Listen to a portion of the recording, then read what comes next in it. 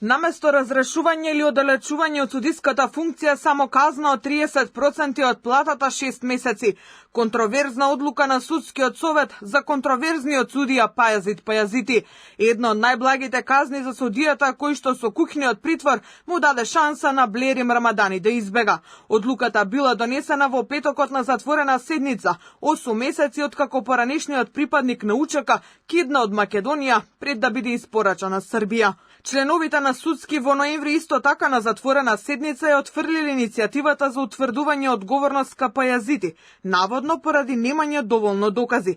Постапката која ја иницираше председателот Александар Камбовски продолжи на последната седница, кога мнозинството во Советот се одлучиле само за парична казна. Со месеци јавноста очекува судски да утврди одговорност на сите судии што одлучуваа за случајот Рамадани, освен за притворот и за екстрадицијата, па и кај оние од кривичниот совет чија одлука некој му ја шепна на бегалецот. Колку за потсетување, уапсениот Рамадани на 18 јули се согласил пред судијата Пајазити да биде екстрадиран по скратена постапка во Србија и се согласил да биде суден. Пајазити тогаш му определил притвор, но на 22 јули Рамадани поднал жалба преку својот адвокат во која навел дека не го разбрал преведувачот кој зборувал за скратената постапка за екстрадиција. Според законот за меѓународна соработка, изјава за скратена постапка за екстрадиција е неотповиклива и не може да биде повлечена, поттука Рамадани немал право да се премисли. Сепак судијата Пајазити го прифатил премислувањето и згора на тоа, иако немало изменети околности, се уште постоела опасност од бегство,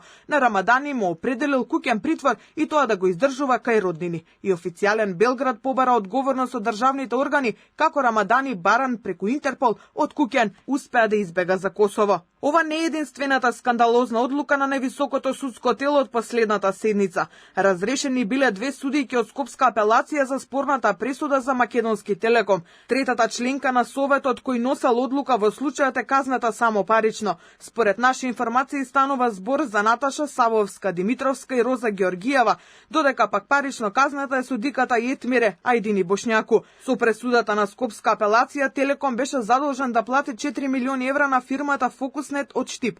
Представката за оваа пресуда до судскиот совет ја поднесе Телеком со тврдење дека била донесена незаконски и поради сомнежи за можна поврзаност на членовите на судечкиот совет со фирмата која требало да ги исплати парите. За случајот предмет отвори јавното обвинителство.